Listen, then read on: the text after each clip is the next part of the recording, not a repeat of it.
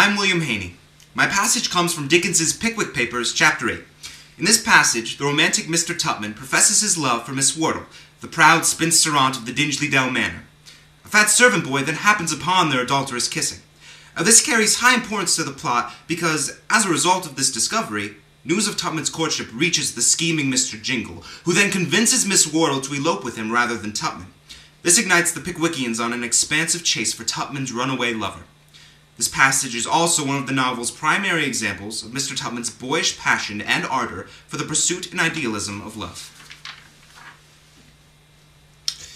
The spinster aunt took up a large watering pot which lay in one corner and was about to leave the arbor. Mr. Tupman detained her and drew her to a seat beside him. "Miss Wardle," said he.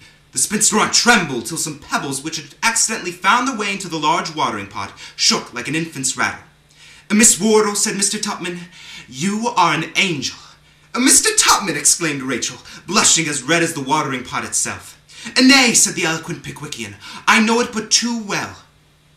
"All women are angels, they say," murmured the lady playfully. "Then what can you be, or to what, without presumption, can I compare you?" replied Mr. Tupman. "Where was the woman ever seen who resembled you? Where else could I hope to find so rare a combination of excellence and beauty? Where else could I seek to... Oh!" Here Mr. Tupman paused and pressed the hand which clasped the handle of the happy watering pot. The lady turned aside her head. "Men are such deceivers," she softly whispered. They are," ejaculated Mr. Tupman. "But not all men. There lives at least one being who can never change, one being who would be content to devote his whole existence to your happiness, who lives but in your eyes, who breathes but in your smiles, who bears the heavy burden of life itself only for you."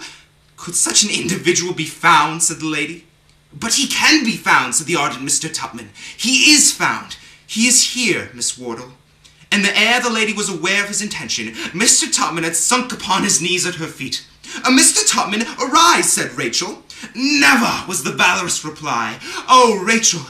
He seized her passive hand, and the watering pot fell to the ground as he pressed it to his lips. "Oh, Rachel, say you love me." "Mr. Tupman," said the spinster aunt with averted head, "I can hardly speak the words, but you are not wholly indifferent to me." Mr. Tupman no sooner heard this avowal than he proceeded to do what his enthusiastic emotions prompted, and what, for aught we know, for we are but little acquainted with such matters, a people so circumstanced always do. He jumped up, throwing his arm around the neck of the spinster aunt, imprinted upon her lips numerous kisses, which, after a due show of struggling and resistance, she received so passively that there was no telling how many more Mr. Tupman might have bestowed, if the lady had not given a very unaffected start, and exclaimed in a frightened tone, "Mr. Tupman, we are observed, we are discovered." Mr. Tupman looked round. There was the fat boy, perfectly motionless, with his large circular eyes staring into the arbor, but without the slightest expression on his face that the most expert physiognomist could have referred to as astonishment, curiosity, or any other known passion that agitates the human breast. Mr. Tupman gazed on the fat boy, and the fat boy stared at him, and the longer Mr. Tupman observed the utter vacancy of the fat boy's countenance, the more convinced he became that he either did not know or did not understand anything that had been going forward. Under this impression, he said with great firmness, "What do you want here, sir?" "Supper's ready, sir," was the prompt reply. "Have you just come here, sir?" inquired Mr. Tupman with a piercing look. "Just," replied the fat boy. Mr. Tupman looked at him very hard again, but there was not a wink in his eye or a curve in his face. Mr. Tupman took the arm of the spinster aunt and walked towards the house. The fat boy followed behind. "He knows nothing of what has happened," he whispered. "Nothing," said the spinster aunt. There was a sound behind them as of an imperfectly suppressed chuckle. Mr. Tupman turned sharply around.